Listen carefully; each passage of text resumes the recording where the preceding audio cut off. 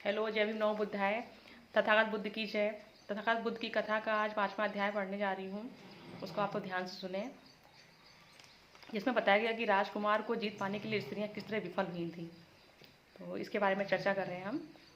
उदाई के ये शब्द सुनकर स्त्रियों के हृदय में उत्तेजना पैदा हो गई और राजकुमार की जीतने के लिए अपनी सीमाओं में आगे बढ़ते चली गई। लेकिन अपनी भूमिकाओं, अपने कटाक्षों, अपनी मुस्कुराहट, अपने नाक नखड़े और कोमल अंग संचालनों के बावजूद अंतापुर की उन स्त्रियों को स्वयं पर कतई भरोसा नहीं था। लेकिन परिवार के पुरोहित उदाई के नियंत्रण और कुमार की कोमल स्वभाव और प्रेम मत की शक्ति के कारण उन्होंने अपना पुनः स्वविश्वास प्राप्त किया। तब स्त्रियां अपने काम में लग गईं और कुमार की स्थिति ऐसी कर दी जैसे हिमालय के जंगल में विचरते हुए हथनी समूह से घिरे हुए हस्तिराज की होती है। उन स्त्रियों से घिरा हुआ राजकुमार उस मनोहर उद्यान में ऐसे सुशोभित था जैसे सूर्य देवता अपने दिव्य उद्यान में अप्सराओं से घिरे हुए हों। उनसे कुछ रगत से उसे घिरे धकेल कर अपनी छातियों से दबाया। कुछ दुसरियों ने लड़खड़ाने का बहाना करते हुए उसे जोर से अपनी बाहों में भर लिया। तब अपने कंधों पर उसके ऊपर झुकाकर अपनी लत जैसे हाथ और उनके ऊपर रख दिए। कुछ दुरासियों ने अपने सूरागंध रक्तवर्ण होठों वाले मुख से उन्हें कान के फुसफुसाया, मेरी रहस्यपूर्ण बातें सुनो। कुछ दूरियों ने इत्र की भीगे वस्त्रों से उन्हें आज्ञा देने की मुद्रा में उनके दोनों हाथों को जोड़कर श्रृंगार का अनुष्ठान करो। दूसरी नीलांबरा सुरा से मुक्त होने का बहाना बनाते हुए अपनी जीभ दिखाते हुए खड़ी हो गई, जैसे रात के समय बिजली कौंध रही हो। कुछ अन्य सुंदरियां सुनहरे घुंघरुओं से छनछनाती इधर उधर घूम रही थीं और अपने महीन वस्त्रावृत शरीर का प्रदर्शन कर रही थीं। अन्य हाथ से एक अम्ब शाखा को पकड़े झुकी हुई थीं, अपनी स्वर्ण कल जैसी छातियों का प्रदर्शन कर रही थीं। कुछ कमलों के बीच निकल कर कमल नैनों वाली परम मुख राजकुमार के पास कमल देवी पद्मा के समान खड़ी थीं।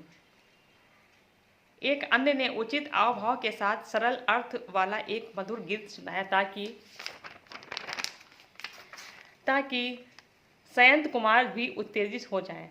उनकी दृष्टि कह रही थी, अरे तुम किस मोह जाल में पड़े हो। एक अन्य ने अपने अभक्त मुखमंडल से अपनी धूम्ररूपी कमान से पूरा तानकर कुमार की मुद्रा की नकल बनाई, जैसे कि वह नायक भूमिका निभा रही है। एक अन्य सुंदर उभरी छाती और हवा में झूलती बालियों वाली जोर से हंसी, जैसे कह रही है, यदि पकड़ सको तो मुझे पकड़ लो।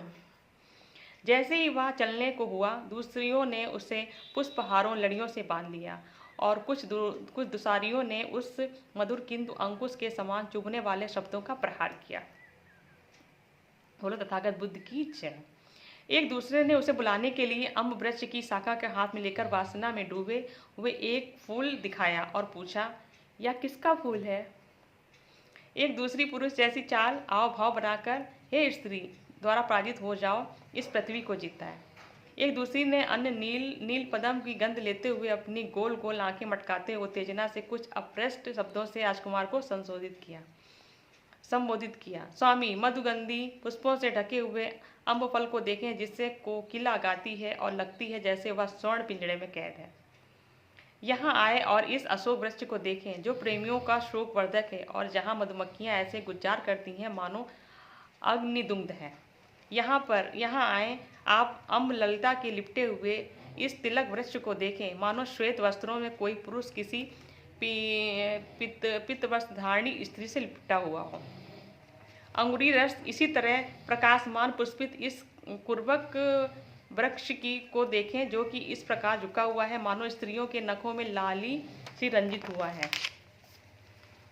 हुआ है। इस तरुण अशोक को देखें, जिसकी नई नई शाखाएं चारों ओर ढके हैं। यह खड़ा है मानो यह हमारे हाथों में सौंदर्य को देखकर लज्जा से गढ़ा हुआ जा रहा है।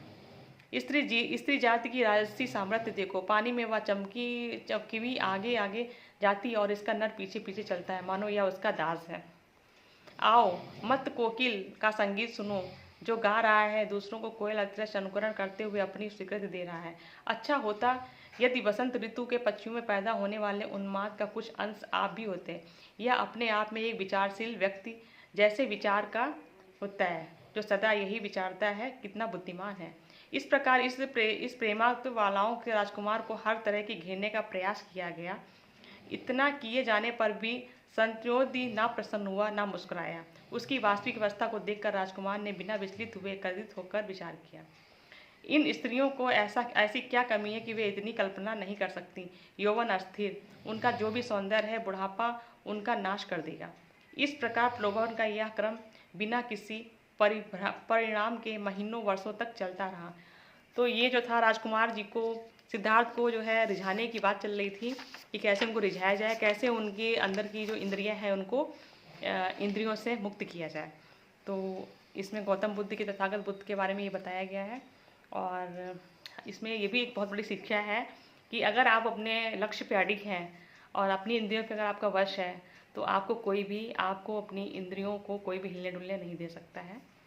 और अगर आप चाहें तो इसको, अगर अच्छा लगे तो इसको प्लीज़ लाइक और सब्सक्राइब जरूर कीजिएगा। जय भीम, नमो बुद्धाय, तथागत बुद्ध की